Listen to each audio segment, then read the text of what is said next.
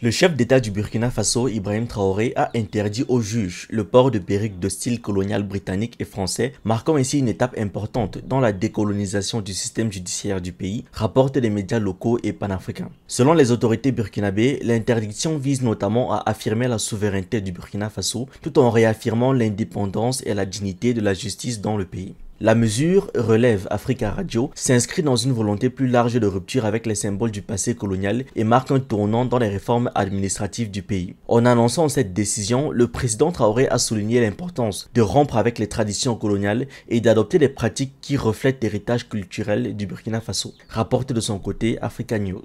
Le Burkina Faso, au même titre que ses deux voisins, le Mali et le Niger, continue d'effacer l'héritage colonial de la France et opte pour des systèmes qui trouvent un écho auprès de leur population, en renommant par exemple les avenues, places et établissements publics qui portaient des noms français. Dans une perspective plus large, il s'agit d'une tendance croissante à travers l'Afrique où de plus en plus de pays sont en train de revisiter l'héritage colonial sur fond d'arrivée au pouvoir de dirigeants souverainistes dans tout le continent. Les perruques de l'époque coloniale ont longtemps été des symboles d'influence étrangère dans les systèmes juridiques africains. Le Burkina Faso rejoint désormais d'autres pays du continent en abandonnant ses reliques au profit des traditions autochtones. Le 28 avril 2023, le Conseil des ministres adoptait un décret portant promotion du port du Faso d'Anfani, du coco d'Ounda et autres tissus traditionnels au Burkina Faso par les magistrats, les greffiers et les fonctionnaires de la justice. Une innovation qui s'accordait également avec la dynamique actuelle des autorités qui prônent le consommer local. Depuis son arrivée au pouvoir en septembre 2022, le capitaine Ibrahim Traoré a fait de la souveraineté du pays le principe de sa gouvernance, remettant en cause la présence de l'ancienne puissance coloniale.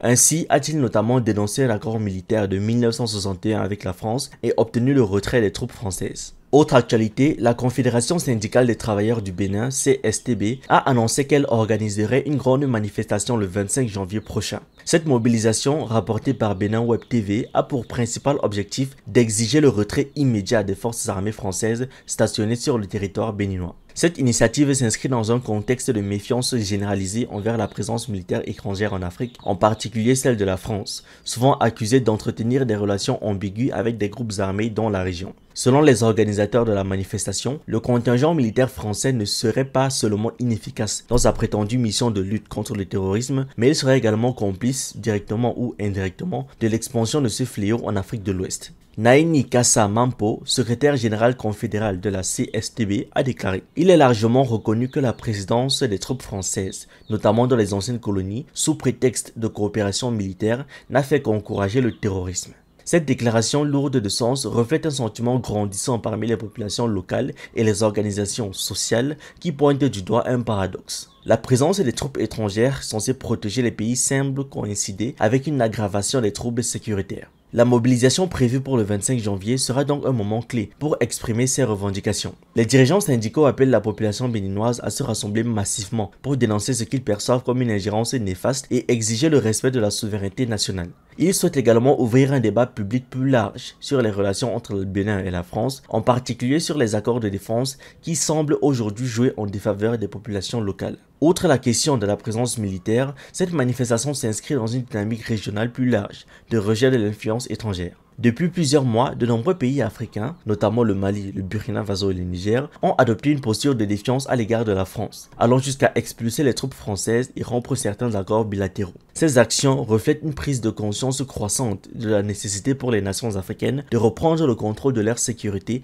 et de leur développement. Les événements qui se dérouleront le 25 janvier au Bénin pourraient avoir des répercussions importantes sur le paysage géopolitique de la région. Si la manifestation réussit à mobiliser massivement, elle pourrait marquer une nouvelle étape de la remise en question de l'influence française en Afrique de l'Ouest. Elle pourrait également encourager d'autres mouvements sociaux à travers le continent à exiger davantage de transparence et de justice dans les relations internationales. Dans ce contexte tendu, les autorités béninoises sont également sous pression. Elles devront gérer non seulement la mobilisation populaire, mais aussi les réactions potentielles de la communauté internationale et de la France elle-même. Une chose est certaine, la manifestation du 25 janvier symbolise un tournant dans la lutte pour la souveraineté et la justice sociale en Afrique. Merci d'avoir regardé cette vidéo, n'oubliez pas de liker, de partager et de donner votre avis en commentaire. Vous pouvez aussi nous suivre sur nos différentes plateformes Facebook, YouTube, TikTok et surtout sur le réseau social africain Diba World, disponible sur Android et iOS. Pour ceux qui le souhaitent, vous pouvez aussi rejoindre notre communauté WhatsApp.